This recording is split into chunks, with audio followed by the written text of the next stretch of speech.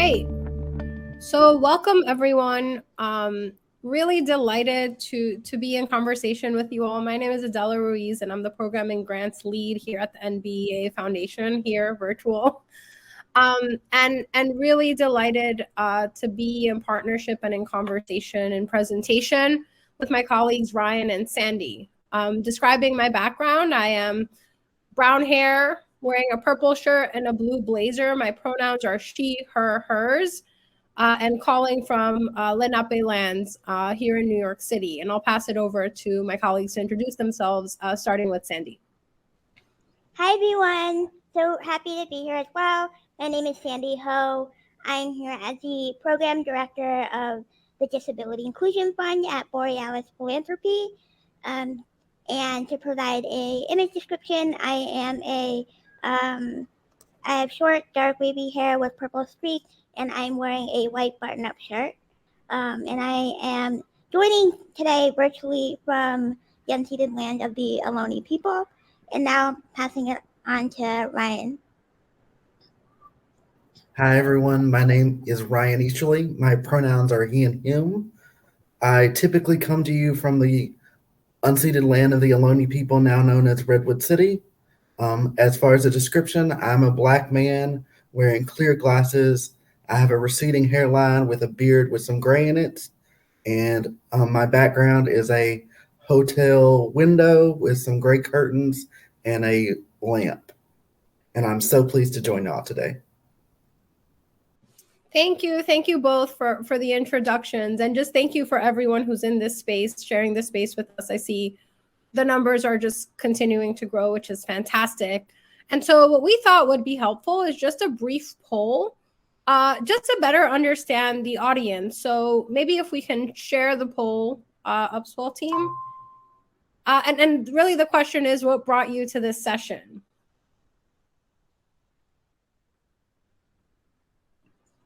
We'll vote myself. I'm a practitioner hoping to improve the work. I'm new to the topic and would like to learn more. I'm a community member seeking to encourage my organization to do more. Amazing. So we have many practitioners hoping to improve their work. And then a couple of folks wanting to learn more, new to the topic, and then a few community members, which is fantastic.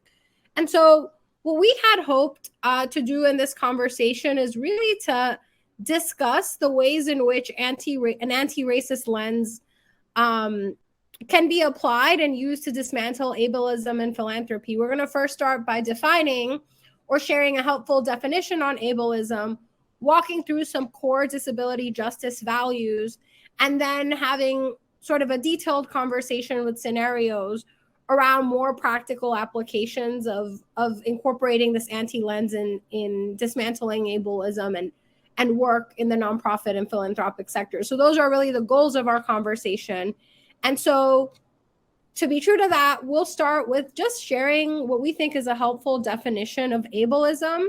And so I'll share that now.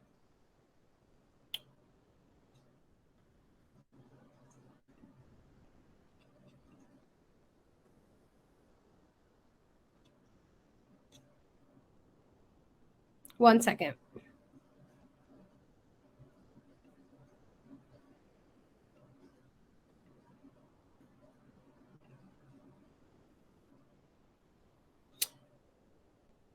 And so Sandy and Ryan, do you want to help read the definition? Sure, this is Sandy speaking. Happy to read what's on the screen. So on the screen right now it says ableism is a system of assigning values to people's bodies and minds based on socially constructed ideas of normalcy, productivity, desirability, intelligence, excellence, and fitness. These constructed ideas are deeply rooted in eugenics, anti-Blackness, misogyny, colonialism, imperialism, and capitalism. The systemic oppression leads to people and society determining people's value based on their culture, age, language, appearance, religion, birth, or living place, ideas of health or wellness, and or their ability to satisfactorily reproduce, excel, and behave. You do not have to be disabled to experience ableism. And this is, sorry. No, you go. This is definition, as Adela said, comes from TL, and it's also a working definition, so continues to evolve and be built upon. Yeah, thank you so much for reading that, Sandy, and wanted to start with this framing because oftentimes when we're talking about disability, nuance around who is affected by disability can be missed. So people of color are deeply affected by disability, women, immigrants, queer, trans, Black, Indigenous folks. And so it's important to ground ableism as a concept that oppresses a number of our groups and communities. And just understanding that ableism is not only experienced by disabled people, but there could be ableist cultures that perpetuate the ongoing exclusion of disabled people. And we'll be talking about approaches to dismantle ableism, but understanding that when we say ableism, we're referring to this definition. Ryan and Sandy, do you have any other comments or perspectives to add around this? Great, so I see no's. So then moving on, what we thought would be additionally helpful, in addition to sort of this shared understanding and language around ableism, and is to discuss disability justice, the principles of disability justice. So we are all folks that are not only fans of the disability justice framework, but really value and impacted by just the inspired by the principles of disability justice, and think that if we're talking about ways to dismantle ableism and using an anti-racist lens, we can't do that without bringing in these principles of disability justice into the conversation. And so I'll hand it over to Ryan and Sandy to maybe share a little bit about the disability justice movement and walk us through the principles. So as Adela alluded to, and this is Ryan, when we say disability justice, we are referring to the formal framework that was really pioneered by the group Sins Invalid, that is an arts and advocacy organization based out of Oakland, California. And the disability justice framework really grew out of an understanding and reflection that when we looked at the traditional disability rights movement, that many people of color with disabilities felt left out and left behind, and that their experiences weren't being represented. So the disability justice framework was primarily pioneered by a group of queer women of color with disabilities in 2005. And as Adela has so greatly prepared this slide, they identified 10 core principles of disability justice. I think today what we will most likely touch on the most is the principles of intersectionality, the leadership of the most impacted, commitment to cross-disability solidarity, as well as collective access. But all 10 principles are very important. And I think oftentimes when in the funder space and talking about the principles of disability justice, people notice the anti-capitalist politic and they say, how do we reconcile wanting to advance the principles of disability justice while working for a funder?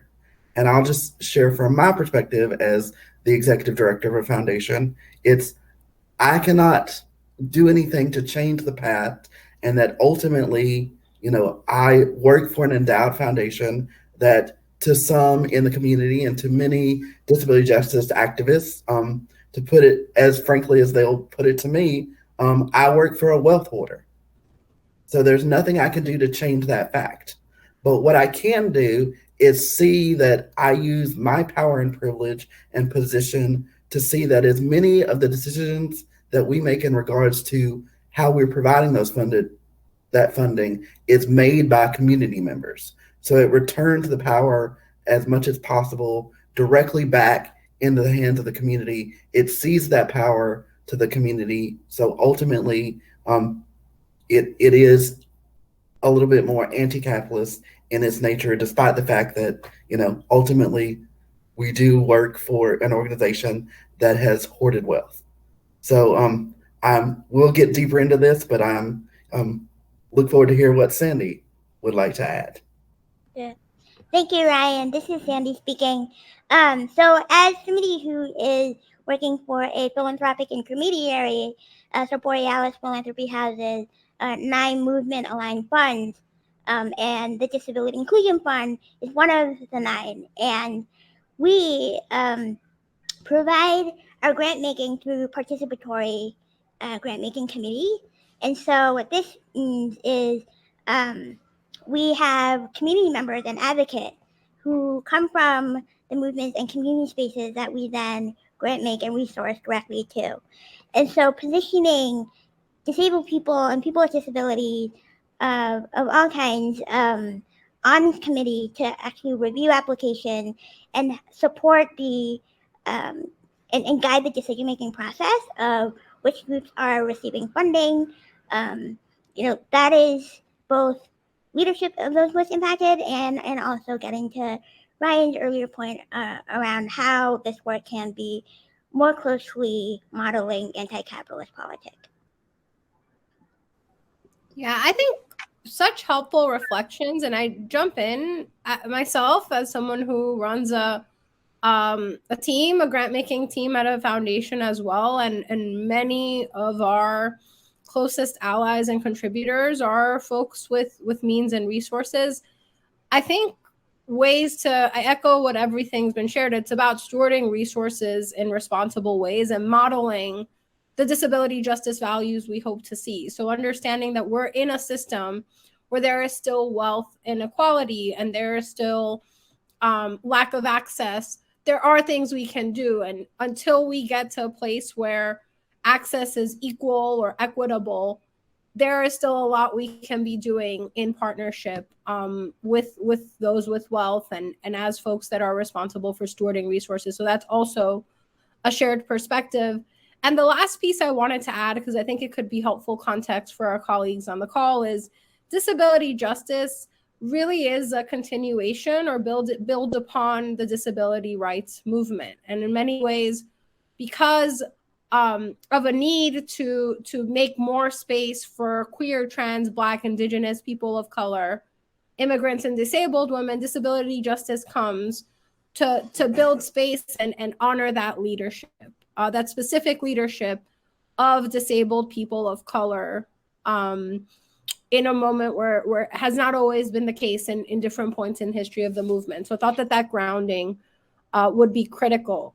And so I'll stop sharing the PowerPoint. And so what could be helpful is to just engage in some conversation, to answer questions, guide our colleagues in sort of a workshop style of how does ableism show up in our workplaces, in our work, and what are some concrete ways we can use an anti-ableist lens to address and effectively dismantle ableism. And so maybe what I'll do is I'll just pose the question to you both: how does ableism show up in your workplace? And maybe share a couple of anecdotes, and I'll jump in after. We start with you, Sandy. Sure. So Borealis Philanthropy, although we are a completely remote organization, and that means that much of our communication happens over Slack, over Zoom.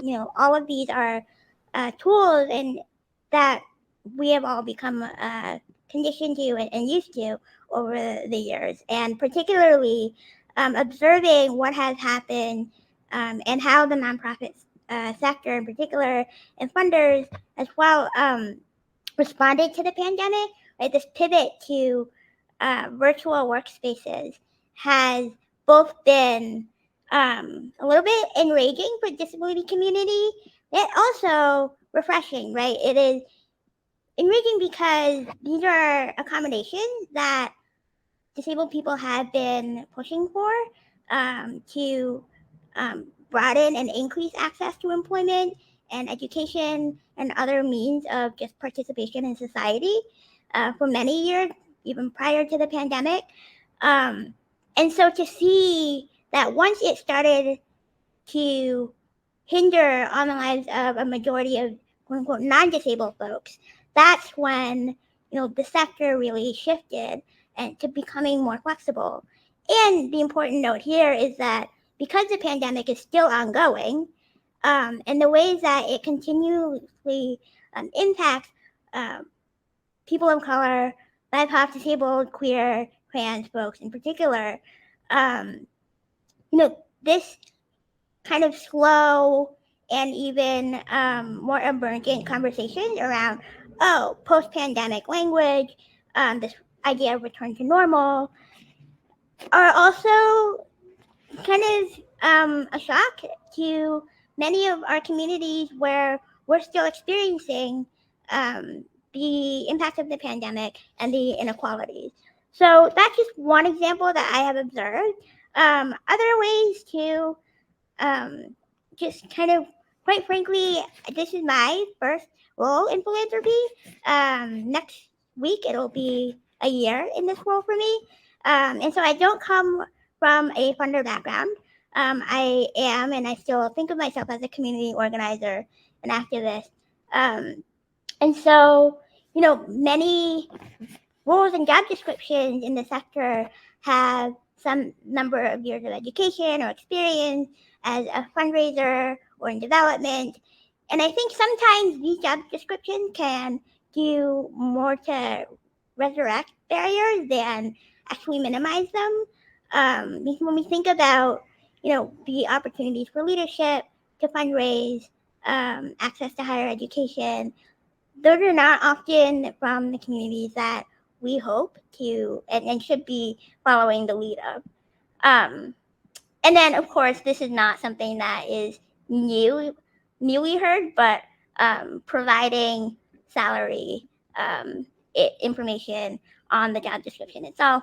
And then lastly on that point, I'll just add that sometimes one of the most frequent questions that I've gotten is, well, who in your network would be good for this role, and where should we go to share this opportunity? We want people with disabilities to apply, but not really sure how to reach out. And the thing is, I think encouraging folks to go to where communities are instead of expecting folks to come to you is always a great anti-ableist practice as well. Ryan? Thank you for sharing that, Sandy. I think when I look at the work of With Foundation, a few things pop up for me, but as far as context, I do want to mention that the With Foundation is a healthcare funder that ultimately promotes comprehensive healthcare for adults with developmental disabilities in the United States. So we are primarily a healthcare funder, and it may not be surprising to many of you attending today's session, but there's a lot of ableism within healthcare settings and within healthcare service provision. But when I think about how it looks in terms of our grant making and within the field of philanthropy, I do have the somewhat unique experience of I've worked in philanthropy for 13 years. I began my career in philanthropy. In my first job, I was ultimately considered qualified for the job because that funder was very intentional in wanting someone to work at the foundation that had been a beneficiary or a participant in a leadership program that they funded. And I happened to have participated in that leadership program and then eventually joined the staff of the foundation. But I think, especially particular to my journey at With Foundation, now serving as executive director, one of the things that I'm very mindful of that set me up for success and leadership of a foundation was to join the board of a foundation. And so often when we look at board representations within funders, people with disabilities aren't considered. They aren't viewed as, where the qualified, talented, connected individuals are that we sometimes look for within philanthropy and within funders. So I think it is critical that we intentionally look for folks with disabilities that also hold a number of other historically excluded identities when we're looking for new representation on our boards as funders. Also, and I'm sure Sandy can talk much more in depth about this, I want to acknowledge we have a long way to go when it comes to our applications and our processes. With Foundation is a lean, small staff funder, so we're a very small team, but when we look at our applications, we do have more of the traditional grant management platform in that we accept applications.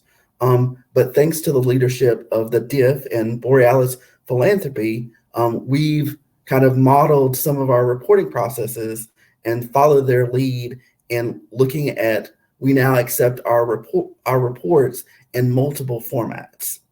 So allowing our grantees to submit in multiple ways, which could include writing them, can include submitting them as audio recordings, as well as can include submitting video submissions. And I will say from my perspective that the foundation spent a lot of time planning out kind of the different processes and anticipating all the work that may go into making that change. And quite frankly, now being on the other side of that work, it was a lot simpler process. It was actually a lot easier for our grant management platform to do for us than we had initially thought it would be. So I think sometimes in philanthropy, we convince ourselves, oh, this is going to be so much work to change the system. And then once we actually start those conversations and start to do the work, it is not as difficult as we think. And lastly, I want to point out that I think, especially within healthcare, but really more broadly within disability, for the few funders that are intentional in providing funds to the disability community, there is still the somewhat charity mindset. So part of ableism also results in people reinforcing the charity model and not viewing people with disabilities as experts and as leaders in their care, in their lived experience. So I think first and foremost, if we're to combat ableism in philanthropy, we need to look for ways to engage people with disabilities with that lived experience of disability in leadership positions and as experts within philanthropy, within our giving. And oftentimes individuals may ask, well, where do I find folks in my community? And in general, I don't know where all the attendees are based, but the two things I usually recommend are reach out to your local Center for Independent Living. The National Association is the National Council for Independent Living, but there's Centers for Independent Living across the country. So the Centers for Independent Living are a great place to start the conversation. Reach out to your local center, let them know what you're trying to do, that you're looking for advice on who they should be talking to, different ways you should be thinking about your funding, about your mission area. Another organization is to reach out to your local University Center for Developmental Disability. Again, there are university centers in most states, and you can reach out to them and have those similar conversations. And there are people within those networks that are willing to partner with you and help you think about how you can more effectively meet your mission, because there's no mission that we as funders care about and want to make an impact on that doesn't include disability. Disability does cross all forms of identity. Disability most impacts those that experience other forms of historically excluded identities. So those are the things that I would raise thus far. I mean, fantastic reflections and examples, so resonant. And I'll share a few of my own. So at the NBA Foundation, our mission is economic opportunity for Black youth across the NBA markets. And very proudly in our portfolio, we support Black youth with disabilities. And so oftentimes in the sector of philanthropy, when asked, do you fund disability work? The response is, we don't do disability. But the important thing to note is that you do not need to have disability as a specific strategic goal to reach disabled people. And I think it's just echoing what Sandy and Ryan said. You just have to reach out to your community, because chances are, even if your remit is workforce development or your remit is public health, education. 1 in 4 people in the United States has a disability. 1 in 4. So chances are your work is reaching disabled people, whether or not they identify, whether or not that's in your strategy. It's advantageous to bring a disability inclusive lens to your work and bring organizations that serve subsets of your group of disabled people. And that's been a tremendous experience here at the foundation. And I think in addition to seeking out projects that reach folks with disability and folks of color, Black folks with disability, I think it's critical to also be creative. So if your strategy is education, reach out to your local university. There are fantastic universities across the country. I'm going to give a shout out to the Longmore Center in California. I'm going to give a shout out to the Disability Studies Center at NYU. The CUNY system, Syracuse, U of I, has a tremendous disability studies program that specifically does research and places people. So I think in many ways it requires some creativity, but the returns are fantastic because you're reaching members of your own community. I think ways in which ableism has shown up in our work, in addition to sort of these blanket comments around like, we don't do disability and sort of excuse-like behaviors. I think what's been a bit disheartening in the sector is just some pushback or some competitive framing around disability as like being oppositional to the work of gender justice or racial equity, when in reality, and if we go back to the disability justice values, it's complementary. The disability justice values and the disability justice principles. So I do feel worried and some sort of, we have these topics in one corner when actually in collaboration and in partnership, we can move forth our collective agendas in more powerful ways. So that's a reflection on my end. And I guess like to return to the themes of the session, I wanted to continue the conversation by just asking if you both are open, you don't have to maybe share a little bit about the intersections in your own identity and the ways in which you characterize how inequality acutely affects disabled people and disabled people of color. So if we're thinking about what anti-racism can bring to the conversation around dismantling ableism, what does that mean for you, maybe personally? In no particular order. This is Sandy. I'll start off. So I am somebody who is a queer, disabled Asian American. I'm a child of refugees and immigrants from Vietnam and Hong Kong. I was born in the States.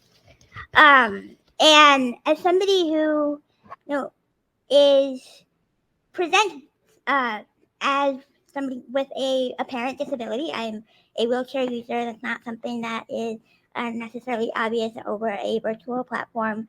And I think as also a cis woman who is Asian American, oftentimes the bias that I experience is folks expect me to be quiet and quote unquote palatable in whatever way that like might be in a certain situation. So for example, when presenting to a board of directors, for example, I'm often, somebody who feels the need to prepare, probably overly prepare. And here I am trying to lead a fund that is one of the few funds that only resources disabled-led organizations that is trying to build power across community and movement spaces, where 75% of our grantee partners are also disabled and BIPOC.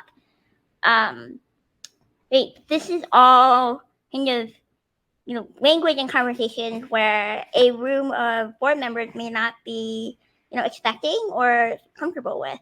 And yet, while I am expected to be, somebody who just answers the question, does what I'm supposed to do, isn't necessarily expected to raise question or criticism, constructive criticism, of ways that our own funders can be doing better, right? So as Borealis, we are an intermediary, and so that means we are fundraising in order to grant make into our communities. And as Ryan had mentioned earlier, when it comes to accessible application, right, pushing on, like, one of the first ways to dismantle and lower the barrier to access to funding for groups that often experience the least amount of general operating support grants too,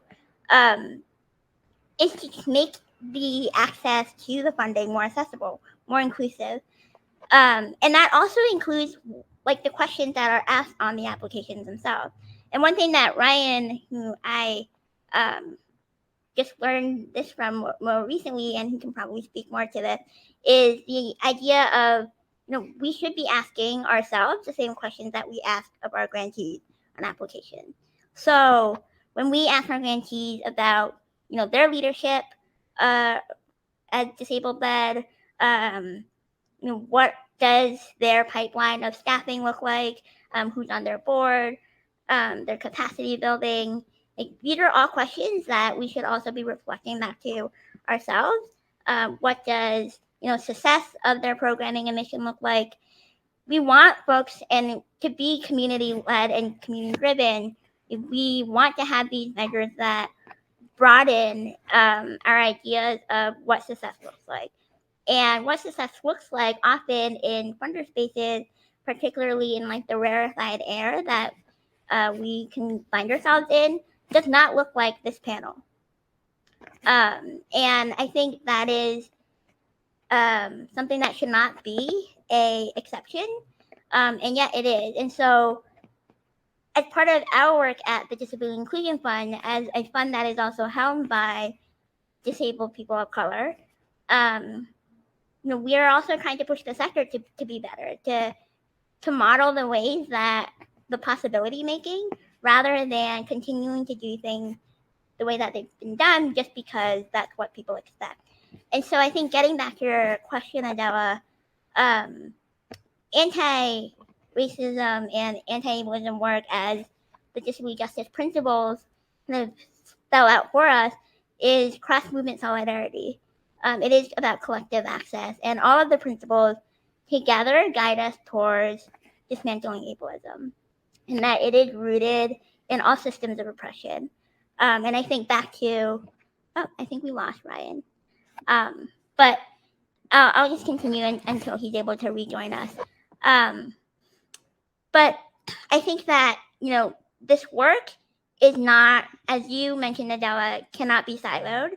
And one of my personal pet peeves is when folks say, well, what are the quote unquote disability issues? What are the disability priorities of the community? And I'm excited to work with our grantees and our cohort, because it is cross-sectional. It is, we are present in climate justice, in violence prevention, in decarceration, abolition work, and it is across movements. And so the other piece of advice that I would end on before handing it back to Ryan is, just because you're not necessarily calling it disability doesn't mean that disability work isn't happening, both within your organizations and also in the work that you're supporting. So, Ryan? Well, thank you for that, Sandy. As far as my own identities and journey, I identify as a Black man with mixed race lived experience. I have multiple disabilities in that I physically have cerebral palsy, but also in some ways the most impactful disability I have is a mental health diagnosis that is not apparent. I also spent some time in my early childhood in the foster care system. I am a proud Southerner. I grew up in Alabama, and I also exist in a family that has a lot of exposure and experience with the criminal justice system. And I think when I think about my own journey and some of the difficult experiences I've had, I think what is most useful for this conversation is to uplift how often people with disabilities have to choose between their identities in certain spaces. How I, as someone who's been so fortunate and privileged to have a career in philanthropy, all my opportunities have come from assisting with disability specific giving. But there are so many identities, so much lived experience that people with disabilities have that can help create more effective funding in all areas. But how often people with disabilities are who work in philanthropy are relegated to disability specific funding streams. So we need to push beyond, and that is not to discount that we know that there are many people with non-apparent disabilities who do not feel comfortable disclosing in philanthropy. There are conversations I have almost every day about this experience, and I know this happens, but there is something to also having people that have the privilege and power to be open about their disability identities, working in broader funding streams, lending their other lived experiences to other funding focuses. I also think it's important to be very intentional, especially when it comes to disability justice, to acknowledge that according to the principles of the disability justice framework, it does specifically center the experiences of people of color as well as queer, gender nonconforming women with disabilities. So if you're doing disability justice work, it is important that it is led by and centers people of color, women, as well as queer, gender nonconforming individuals with disabilities. And I think that's key to my own journey to I myself embody those, but also I push myself to create opportunities for people who possess multiple historically excluded identities. And then lastly, I would just say it's important that we begin to rethink what makes a qualified funder. Because really, to me, what I think, having done the job for 13 years, being a funder is really about making connections and supporting your grantees and meeting others that can help amplify their work, can work alongside them and doing their work. And guess who's really good at creating partnerships and finding collaborations to exist? People with disabilities, because we rely on villages, teams, groups of friends, family to live our everyday lives. So I think when I'm in conversations with other funders and they're examining their practices, I think it is important to talk about, what really makes a good grant maker. And to me, I think people with disabilities actually have an edge when it comes to having the qualifications, doing the work that actually makes a good funder, because we have to do much of it in our everyday lives. I think that's such a great point, Ryan, and I just want to jump in because that resonates with me so deeply, right? Like when I was on earlier in my journey, so I have inapparent disabilities as well, chronic illness, among others. I remember feeling like disability was like a negative. If people found out that I had a disability, they would see it as like, what does this person need? And in reality, as I've moved forward in my career and I've grown and I'm doing doctoral coursework, I realized that my disability is an asset.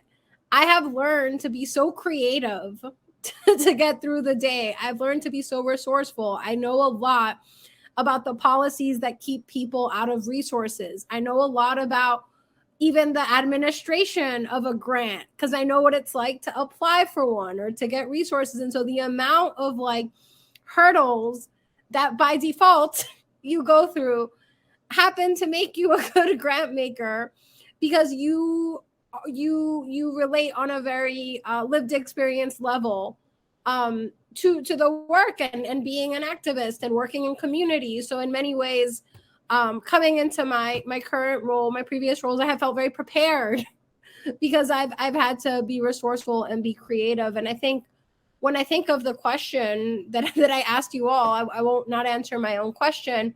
I think what has been really challenging in the sector is a pigeonholing of like, you know, it's only disability that disabled folks can do. And in reality, it's like a whole person.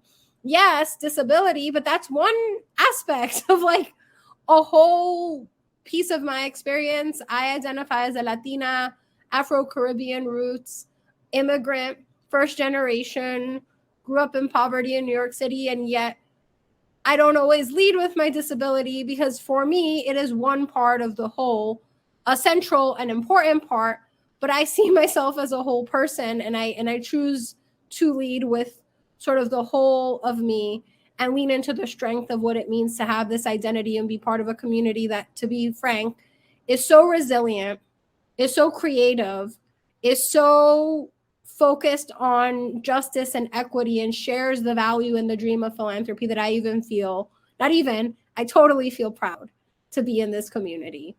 And I think leading from a place of pride and knowing how important the perspective of disabled people is to our work is where I would want to see the sector go, because I think it could be really beautiful.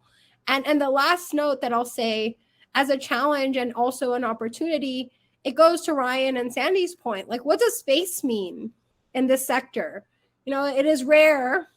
And I was so excited when we had the opportunity to lead this panel. I was like, we have to bring Ryan and Sandy because unfortunately these spaces are so few and far between for leaders of color and philanthropy. It's almost unheard of. And I do feel so proud that Upswell has embraced sort of the invitation of bringing on Black, Indigenous people of color to lead. But I think that should be more frequent because so often, like, we are not invited, or when we are invited, there's critique, or we're asked to sort of tone down or find a way to center a speaker that is not disabled or is white because they're more palatable. And so this is constant feedback from the sector of philanthropy.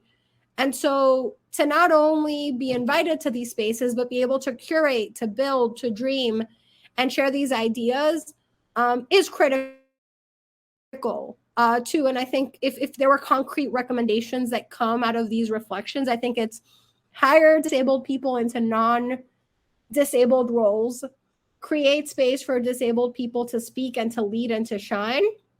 And I would say really leaning in to disability inclusion as not a checkbox or a nice to have, but something that can really strengthen your organization and really be a very powerful tool to actualizing values of social justice and equity, which drive much of our philanthropy as a sector. And so I know we have, the time always flies in these conversations. And so what I'd like to do is, before we open it up for a Q&A, would love to just get a few closing thoughts. We don't have a ton of time, but maybe like a minute each of what are some, if there's one takeaway or two takeaways you'd love our colleagues on the line to leave with about what it means to use an anti-racist lens to dismantle ableism. What could a couple of those be? And maybe we'll flip it and start with Ryan. Well, thank you, Adela. I'm going to try to make it match a minute, but I also want to react to what you said and build on. I think as far as tools, I would also encourage you to, as you're talking to potential grantees or current grantees, to also make sure that you're providing for accommodations within your budgets. When we're looking at budgets, make sure you're doing that. But also, in general, be mindful that we really do need to be moving from an accommodations framework to an access framework, because the diagnosis of disability in itself is a privilege. So many of us, kind of, if we come from traditional HR backgrounds, we think of the documentation of the disability. And really, especially when it comes to communities of color, the diagnosis of disability is a privilege. It takes resources to do what we can as funders to support that move from just thinking about accommodations to access. But I would also uplift that in order to do anti-racist work, anti-ableist work in philanthropy. I think it's critical, similar to what Adela said, center the leadership and experiences of people of color with disabilities. Adela said that 1 in 5 Americans has a disability, but really that is primarily communities of color in America have disabilities. And when you look globally, the same is also true, but you can't do disability effectively without speaking to the issues and experiences of people of color. Also, if you happen to already be funding disability, make sure that you're talking with the disability organizations that you happen to be funding and support them in being more intentional and addressing the experiences of people of color. So with that, I'll let Sandy jump in because I know I'm going to agree with everything she says anyway. Thanks, Ryan. So I would just say that thinking about not just what is being funded, but how. And so just +1 and underscoring everything that both Adela and Ryan have lifted up already in this conversation about what that looks like, whether it's cross-movement issue areas, expanding access and inclusivity of the application process, and also, of course, in participatory grant making, the critique that Ryan offered around, what does it take to be a grant maker and a funder? Is it really what we traditionally think of in this space? I also wanted to highlight what Adela was talking about too, which is so often the disability narrative in funder space has been centered around disparities and kind of our communities and movements in this kind of framing of needs. And I think one thing that has been refreshing and really powerful to have and to model is when we hire and bring in folks from our communities of disabled BIPOC folks in funding spaces to make decisions, we can shift what that looks like, right? And it includes, not just funding to needs, but asking our grantees, what is on the other side of ableism, right? Like the dreaming and the possibility making, right? We've all experienced, what it is that we need, but it's also important to support the staff of these organizations as well, who are disabled and BIPOC led, who are, over the past few years in particular, experiencing burnout, have not had, time to rest, and sustainability is one of the key principles of disability justice. Sustainability of our bodies and our minds and ourselves to carry on this work is something that I think and I hope more funders in this space would consider adding to their both anti-racist and anti-ableist practice. And for me, I would just say dialogue. Invite disabled people to your board meetings, to your staff meetings, not only as advisors, but just hang out with members of the disability community, build relationships, because I think in those relationships, you'll not only grow and learn, but then, you can find your staff or whatever it is. And so if I could give one advice is just build relationships and make spaces. And if you are a foundation and you have the ability to convene, to make space, to have conversations where we can all be in discussion and strategize and come up, it's an open invitation. And I think we would welcome those types of discussions at any time if it involves making our sector more inclusive of people with disabilities, specifically those who have been historically excluded. And so excitingly, want to open it up for a brief Q&A. So if folks have questions, please put them in the chat.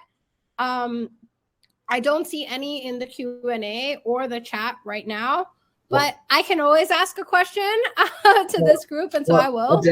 Adela, can I just add on to what you were saying for a second?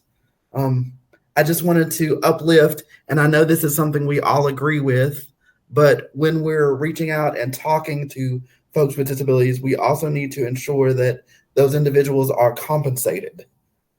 So And as funders, specifically when you're reaching out and asking people with disabilities to advise, we know you pay for the things you value. And if someone with a disability is sharing their lived experience to help you more effectively fund, it's important that we compensate. And specifically for people with disabilities, many rely on benefits to live their lives in ways that they can survive and thrive. So it's necessary to also include alternative ways of compensation so that the individuals who are advising you don't risk their benefits that they need to live their lives in helping you be a more effective grant maker. At the With Foundation, we often do things like providing gift cards in lieu of compensation, or working with the individuals on a more case by case basis. And oftentimes, if you actually talk to the person with a disability and tell them that you'd like to work with them, but you don't want them to risk their benefits, how would they suggest you do that? They will give you the tips, give you their perspective. So, but I do want to underline that we need to make sure that we are compensating individuals with lived experience when we're asking them to continue to advise us. So with that, I'll turn it back over to Adela. You were just about to ask a question. I just tacked on. Oh, great! We should also be compensating individuals. Yeah, thank you. And so my question was a bit more practical. What are some things that you've seen work really well in terms of including access or advancing access that you've thought was like a best practice or were impressed by?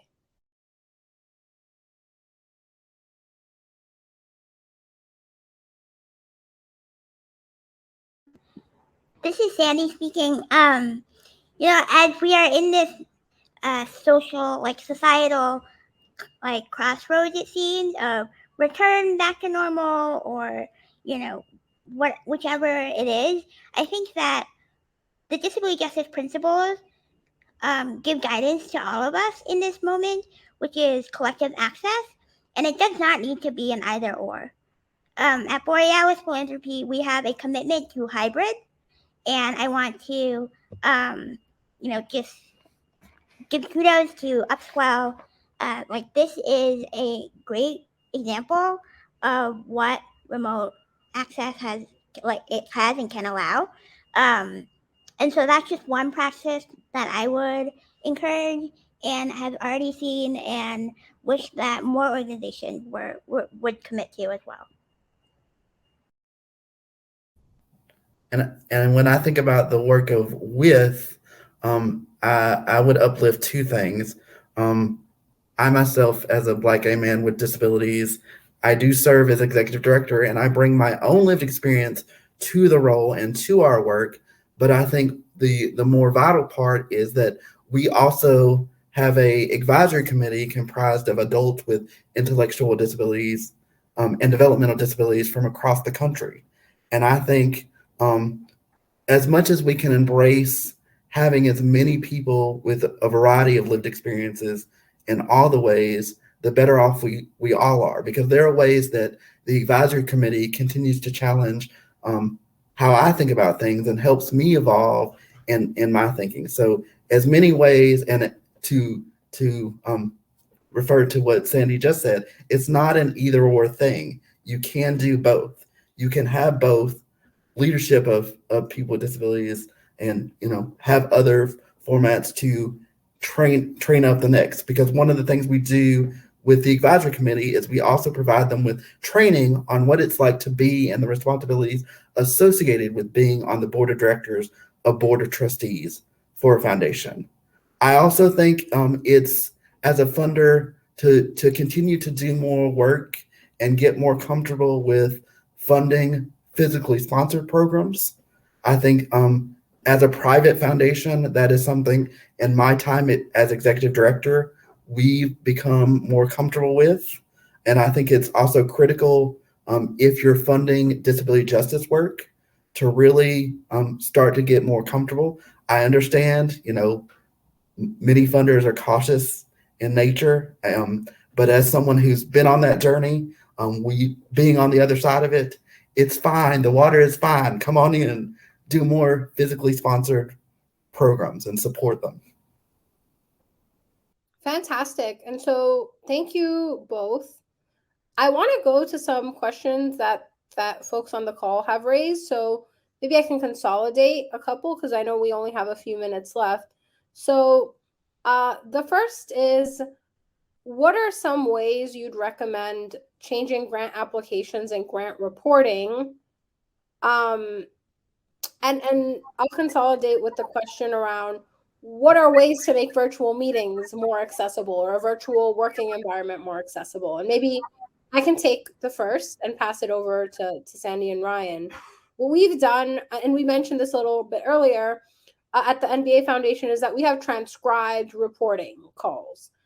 They're optional, so grantees can self-select to either have a call that's transcribed to satisfy the reporting requirement, or they can submit a traditional written report. There are some preferences for either. Another just accessible thing we do is that we do grant application webinars on a bi-monthly basis where we show our application, answer questions, walk people through the system, and do it regularly to help groups that might not have a full development team or a department or so forth get to the finish line and be included in our grant selection process. I know that Borealis does quite a bit too, as does WITH, so I'll pass it over to you both for that. Thanks, Adela. Yeah, so this is Sandy speaking. The process at the Disability Inclusion Fund, as both Adela and Ryan shared earlier, so we have our portal system. The portal system is a love-hate relationship, which I'm sure is not a unique experience in this sector. But also, importantly, too, is we have the option for a Microsoft Word application, a Google form or a Jot form application, as well as the recorded interviews as well. And so, all of these are just alternatives, and these questions are not any different. The ways that they are reviewed is not any different. It's about expanding access and thus making it more of an inclusive process. In terms of reporting, I wanted to quickly say here that, and I think it was either and maybe it was Ryan who mentioned this, but when we have meetings with granting partners who may be deaf or maybe some other kind of access, we make sure that is a responsibility as a funder who is initiating the meeting, that we pay for the ASL interpreter, that we set up the ASL interpreter, right? So we can ask the grantee, is there an interpreter that you prefer to work with? And then we set it up on our end. To ask our grantees to do that is inequitable and also ableist. And so that's just kind of a reminder and one of the recommendations I have. So team, we do have just 1 minute. Ryan, and we'll close this out. I would only underscore what you both said, but also add in that additional ways that WITH advances kind of an inclusive environment within meetings is also to include access check-ins. So you saw Sandy and Adela and I model an inclusive introduction, but also you can use an access check-in at the tail end of your introduction to just say, here's what I need within this environment, within this meeting, to be fully present. So I myself will, typically disclose, I may not always be in the center of the frame because my body posture changes, or due to a speech issue, it may take me an extra few minutes to get out what I want to say. But by establishing that as a general guideline for all of our meetings, as WITH does, it allows everyone to say what they need to be fully present. Sometimes we have people that are experiencing childcare issues that say, I'm having a childcare issue. I'm not going to be on camera for the full meeting. But it gives a moment for everyone to say, here's what I need to be fully present in that meeting. Thank you both. So I know we're right at time. I wanted to Thank you both. Thank Upswell, all of our colleagues on the call. I know there were questions we did not answer. So please, please, please, if you have them, send them to the Upswell team. We're connected to them. We're happy to answer, and we really look forward to continuing these conversations maybe next year at Upswell, maybe individually, but thank you for making the space. And we're just excited to continue to strategize ways to use an anti-racist lens to dismantle ableism and create the philanthropy we want to see. So appreciation and more soon from us.